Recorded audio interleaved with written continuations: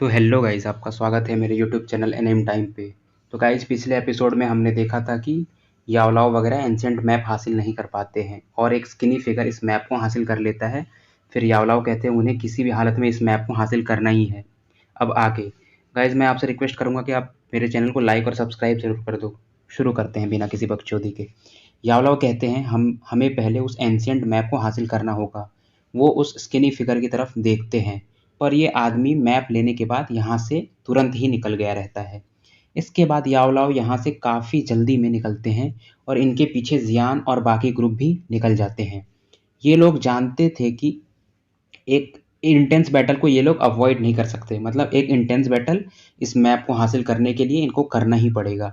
ये trade fair के realm से बाहर निकल गए रहते हैं और नॉर्थ वेस्ट की तरफ बढ़ते हैं और एक स्टीप माउंटेन पर जाकर रुक जाते हैं। यावलाव कहते हैं कि ये वो जगह है जहाँ से ये तीनों ओल्ड मैन यानी ओल्ड डेमन जरूर जाएंगे। जियान पूछता है कि मास्टर, ये लोग कौन हैं और इनका बैकग्राउंड क्या है।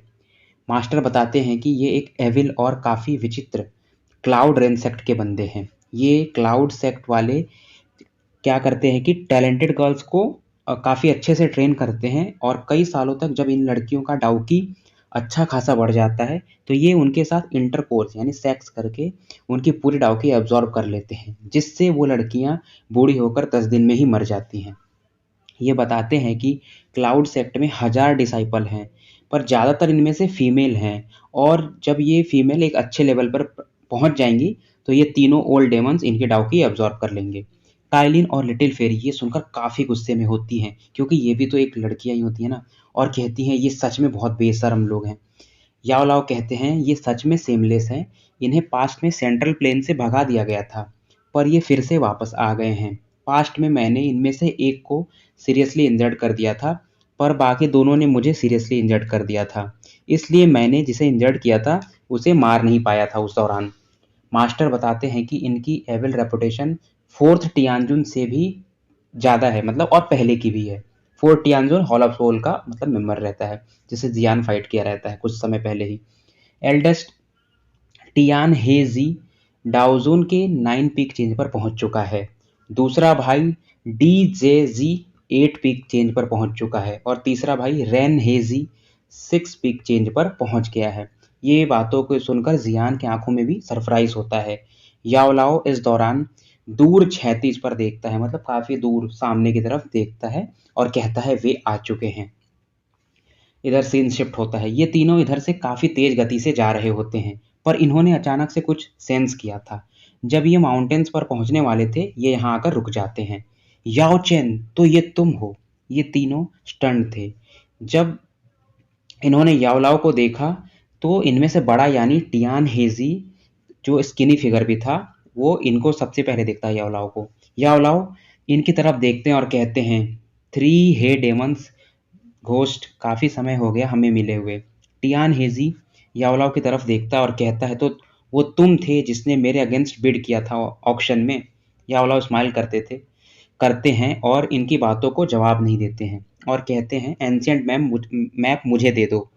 टियान हेजी कहता है ये कितना अनएक्सपेक्टेड है कि तुम्हारे जैसा इतना फेमस बंदा याओ झुंजे, क्योंकि मास्टर को पहले याओ झुंजे कहते थे क्योंकि ये पहले डाउजुन लेवल पर थे, किसी से एंशिएंट मैप छीनना चाहते हो, क्योंकि मास्टर काफ़ी रेप्यूटेड इंसान रहते हैं और ये ऐसी फाइट में पड़कर किसी से मैप छीनना नहीं पसंद करते थे। पर मास्टर कहते हैं, स्माइल देते हैं कि जब तुमसे छीनना हो तो मुझे इसके बारे में सोचना भी नहीं पड़ेगा। याओ लाओ अपनी डाउकी रिलीज करते हैं और घोस्ट लाइक फैशन में इनके सामने प्रकट हो जाते हैं। इस समय मास्टर के इतने पावरफुल ऑरा के कारण आसमान पूरा काला हो गया रहता है और हवा काफ़ी तेज चलने लगती है। इस सीन को देखकर टियान हेजी ग्रुप का एक्सप्रेशन चेंज हो जाता है। याओ लाओ थोड़ी भी वेट नहीं करते हैं और ये एक 10,000 फीट लंबा एक फायर हैंड अटैक इन पर लॉन्च कर देते हैं। इस अटैक को देखकर हेजी ट्रायो तीनों मतलब एक साथ अटैक करने लगते हैं। ये तीनों अपनी डाउकी रिलीज करते हैं और 3000 फुट लंबा लाइट पिलर अटैक लॉन्च कर देते हैं। ये दोनों अटैक आपस में वायलेंटली टकराते हैं और इन अटैक्स के कोलिजन के कारण पूरा माउंटेन हिल जाता है। इस अटैक के कारण हेजी ट्रायो मतलब तीनों हेजी 2 कदम पीछे ढकेल दिए जाते हैं। हेजी ट्रायो का एक्सप्रेशन इस अटैक के बाद कंप्लीटली चेंज हो जाता है। इस ओल्ड फेलो यावलाओ की स्ट्रेंथ काफ़ी फ्राइटनिंग है। ये तीनों मिलकर भी यावलाओ पर एडवांटेज गेन नहीं कर पा रहे थे। इसके बाद ये अपने थर्ड ब्रदर को जियान के ग्रुप को कैप्चर करने के लिए कहते हैं। ये दोनों भाई कहते हैं उन्हें जिंदा पकड़ना। ये जानते थे कि यावलाओ से इनका बैटल जीतना ना के बराबर पॉसिबल था। तो ये जियान के ग्रुप को कैप्चर करके मतलब पकड़ के यावलाओ से ईजिली नेगोशिएट कर सकते थे कि इनको ले लो और हमें जाने दो, और यहाँ से बचकर निकल सकते थे। रेन हेजी ये सुनकर एविल स्माइल देता है और कहता है मुझे बस 2 मिनट दो। ये रेन हेजी इन तीनों भाइयों में सबसे छोटा भाई होता है। ये तुरंत ही जियान की तरफ बढ़ने लगता है। यावलाओ इस सीन को देखकर सीरियस हो गए थे। यावलाओ इधर बढ़ने ही वाले थे, तभी टियान हेजी और डी हेजी अपनी डाउ की पूरी लिमिट तक रिलीज़ कर देते हैं और यावलाओ पर एक ट्रिकी अटैक चारों तरफ से कर देते हैं। यावलाओ इस समय पूरे गुस्से में होते हैं। ये तीनों मिलकर भी यावलाओ से मुश्किल से फाइट कर पा रहे थे। फिर भी ये अलग अलग होकर 2 पार्ट में बट गए थे। यावलाओ जियान वगैरह के लिए ज़्यादा चिंतित नहीं थे, क्योंकि वो जानते थे कि रेन हेजी जो 6 पीक चेंज डाउजन एक्सपर्ट है, फिर भी वो जियान के ग्रुप को इतनी जल्दी फिनिश नहीं कर सकता। यावलाओ इस एक खतरनाक अटैक टियान हेजी पर करते हैं। इस दौरान रेन हेजी जियान के ग्रुप से थोड़ी दूर था। इसकी नज़रें काइलिन और लिटिल फेरी के सुंदर बॉडीज़ पर जाती हैं। ये स्माइल करता है और कहता है इस जर्नी के दौरान वो इतनी सुंदर ब्यूटीज़ से मिलेगा, ये इसके लिए काफ़ी बड़ा लाभ है। इन दोनों ब्यूटीज़ को देखकर रेन हेजी की आंखों में एक अलग ही आग होती है। इसके अंदर अभी काफ़ी ज़्यादा लस्ट भरी होती है, मतलब ये बहुत बड़ा ठरकी आदमी होता है।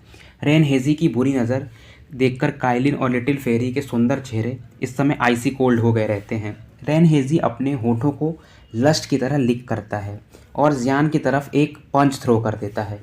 इसके पंच से एक खतरनाक सोनिक बूम निकलता है और ये जियान की ओर बढ़ने लगता है। और ये रेन हेजी जियान से कहता है बच्चे तुम मर जाओ और इन दोनों सुंदरियों को मेरे लिए छोड़ दो। जियान इसके इस अटैक को एक 100 फीट लंबे लावा अटैक से ब्लॉक कर देता है। जियान मास्टर की तरफ देखता है जो इस समय बैटल में एडवांटेज में होते हैं। इसके बाद जियान तुरंत अपना क्लैन टैटू एक्टिवेट कर देता है, जिससे जियान की ऑरा डाउजन 8 स्टार के पीक से 3 पीक चेंज डाउजन पर पहुंच जाती है। रेन हेजी 6 पीक चेंज पर होता है। ये 4th टियानजुन से काफ़ी स्ट्रांग होता है। अभी तक जियान जितने भी डाउजन एक्सपर्ट से फाइट किया रहता है, ये उसमें सबसे ज़्यादा पावरफुल था।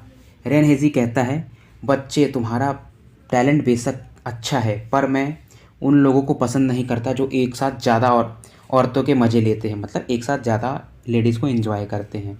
ये कहता है तुम टेंशन मत लो, तुम्हारे मरने के बाद मैं इनका अच्छे से ख्याल रखूँगा। मतलब ये काइलिन और फेरी डॉक्टर की बात कर रहा होता है। रेन हेजी के बेतुके शब्द सुनकर काइलिन काफ़ी गुस्से में होती है।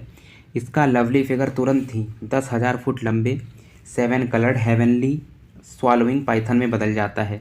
ये इस समय ड्रैगन के समान लग रही थी। काइलिन की बॉडी को पाइथन में बदलता देख रेन हेजी काफ़ी खुश था। ट्रांसफॉर्म होने के कारण काइलिन का ऑरा काफ़ी बढ़ गया था। ये इस समय 8 स्टार डाउजन के लेवल की होती है। काइलिन एक थंडर अटैक करती है, जिससे रेन हेजी अपने हाथों के मूवमेंट से ईजिली डिस्ट्रॉय कर देता है। इधर लिटिल फेरी भी काफ़ी फ्यूरियस होती है। वो अपने हैंड सील चेंज करती है और उसके सुंदर काले लंबे बाल अचानक से सिल्वरी वाइट हो जाते हैं। ये तुरंत एक पॉइजन पिलर अटैक रेन हेजी की तरफ लॉन्च कर देती है। रेन हेजी इसे देखकर कहता है हाँ, इस सुंदरी के पास वो फुल पॉइजन बॉडी है। हाँ हाँ, तुम सब काफ़ी यूनिक हो। ये इस पॉइजन पिलर को डॉज कर लेता है। ये इस पॉइजन के डेंसिटी को देखकर काफ़ी सावधान हो जाता है और कहता है ये दोनों ब्यूटीज़ काफ़ी रूथलेस हैं और इन दोनों में से अगर ये दोनों एक साथ मिलकर फाइट करें तो ये डाउजन के पीक के वॉरियर को आसानी से हरा सकती हैं, पर ये डाउजन के 6 पीक चेंज पर होता है, इसलिए ये इनको आराम से मतलब हरा सकता था। ये इन दोनों पर अभी अटैक करने ही वाला होता है, तभी ये एक टेरिफाइंग एनर्जी फ्लक्चुएशन अपने आसपास सेंस करता है।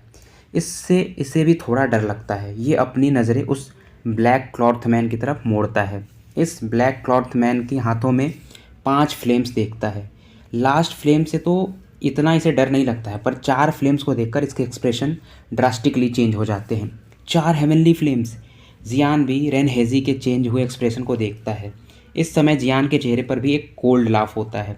जियान इस समय 4 हेवनली फ्लेम्स और एक फेक हेवनली फ्लेम्स जो इसने खुद से रिफाइन किया होता है, लाइव समथिंग फ्लेम होती है ये, इनको यूज़ करके जियान 5 कलर्ड एंग्री बुद्धा लोटस बनाने का प्लान कर रहा होता है और ये जियान पहली बार यूज़ करने वाला होता है। रेन हेजी मन में सोचता है ये लड़का काफ़ी मिस्टीरियस है, इसके पास बस 8 स्टार डाउजन का पीक का स्ट्रेंथ है, लेकिन ये इतनी पावरफुल स्ट्रेंथ दिखा रहा है। रेन हेजी तुरंत ही एक पावरफुल पंच जियान की तरफ लॉन्च कर देता है। ये पंच एक डार्क ब्लैक स्पेशियल लाइन में बदल गया रहता है। ये अटैक एक रूथलेस पॉइजन स्नैक के समान दिख रहा था।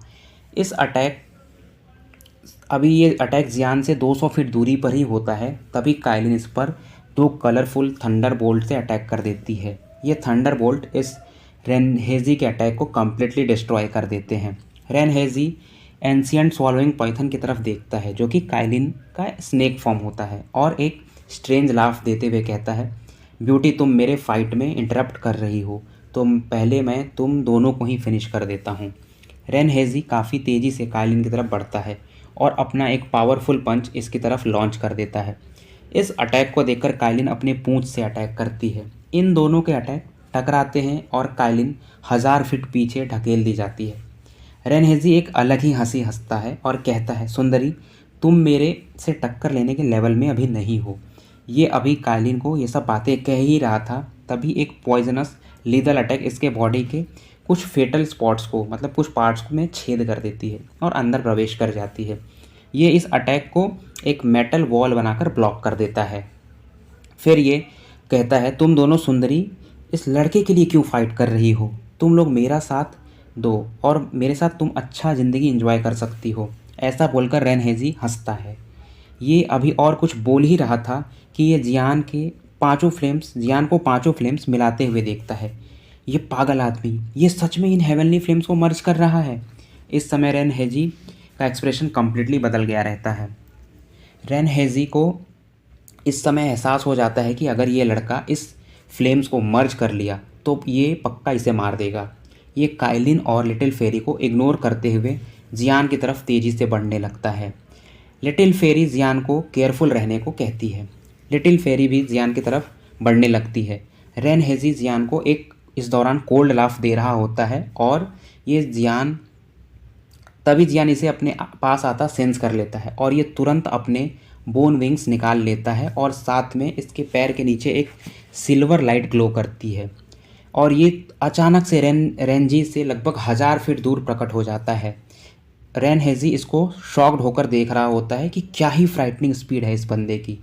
जियान इसे काफ़ी इजीली डॉज कर दिया रहता है। इस दौरान ये जियान को चेज़ करने ही वाला होता है, तभी इसके पास 2 काफ़ी भयंकर अटैक इसके पीछे से आ रहे होते हैं।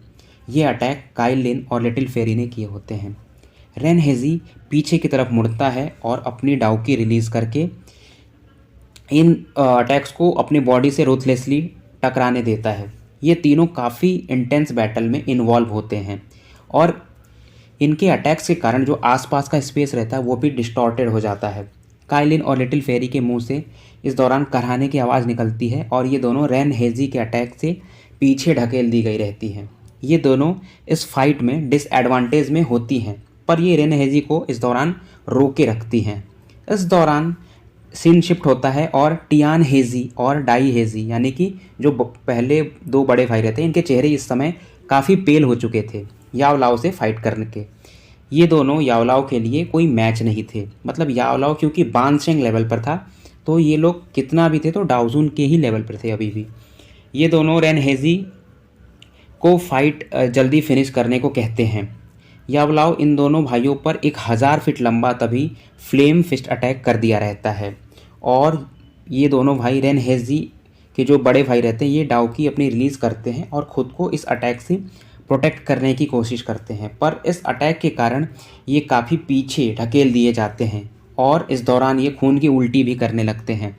रेन हेजी इस अटैक को देखकर समझ जाता है कि इसके दोनों बिग ब्रदर्स अब ज़्यादा देर यावलाओ को नहीं संभाल पाएंगे।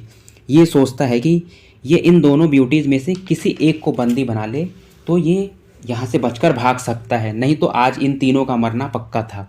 इसके बाद ये जियान को कैप्चर करने का विचार मन से निकाल दिया रहता है। और लिटिल फेरी डॉक्टर को आसपास के स्पेस में अचानक से इसने ये कैद कर लेता है। लिटिल फेरी ये देखकर कि उसके आसपास का स्पेस बैरियर स्टिल हो गया है, मतलब ये एक लिटिल फेरी एक स्पेस बैरियर में कैद हो गई रहती है। वो इसे ब्रेक करने का प्रयास करती है, पर वो इसको ब्रेक करने में असफल रहती है। और इसके सामने तभी अचानक से ये रेन हेजी प्रकट होता है और एक अलग स्माइल देता है और ये अपने हाथ लिटिल फेरी की तरफ बढ़ाने लगता है। काइलिन इसे देखकर थोड़ा कांप जाती है। ये अपने थंडर से चारों तरफ से रेन हेजी पर अटैक करती है, पर ये इन्हें आसानी से ब्लॉक कर देता है। रेन हेजी कहता है, सुंदरी तुम मेरी हुई। इसके बाद ये अपने हाथ लिटिल फेरी के शोल्डर की तरफ बढ़ाने लगता है। तभी इसके पीछे से एक कोल्ड लाफ सुनाई देती है। इतनी जल्दी मत खुश हो, ऐसा जियान कहता है। इस आवाज़ को सुनकर रेन हेजी पीछे पलटता है। तभी इसकी नज़र 5 कलर्ड लोटस पे जाती है और इसकी आंखें एकदम ऐसे मानो निकल कर बाहर आ जाएंगी, ऐसा लगता है। ये लोटस हवा को चीरते हुए इसकी तरफ तेज़ी से बढ़ रहा होता है। इस लोटस का पावर एक टियान क्लास मिडिल लेवल डाउस्किल के बराबर था। ये इस अटैक को देखकर एक थिक अर्थ बेल बना लेता है, मतलब घंटी बना लेता है और इस बेल के अंदर छिप जाता है। इसी समय काइलिन अपने पूंछ के अटैक से लिटिल फेरी को अपनी तरफ खींच लेती है। जियान का एक्सप्रेशन इस दौरान काफ़ी डार्क और कोल्ड था। रेन हेजी इस समय पैनिक कर रहा था और ये फायर लोटस उस बेल से जाकर एक्सप्लोड कर जाती है टकरा करके, और आसपास का जो 10,000 फुट रेडियस रहता है, वहाँ के जो माउंटेन्स रहते हैं, पहाड़ रहते हैं, वो धूर धूर हो जाते हैं। और गाइस ये स्टोरी यहीं समाप्त होती है। तो अगली स्टोरी मैं कल सुबह वही 4 बजे के आसपास, मतलब दोपहर में एक्सप्लेन करके डाल दूँगा।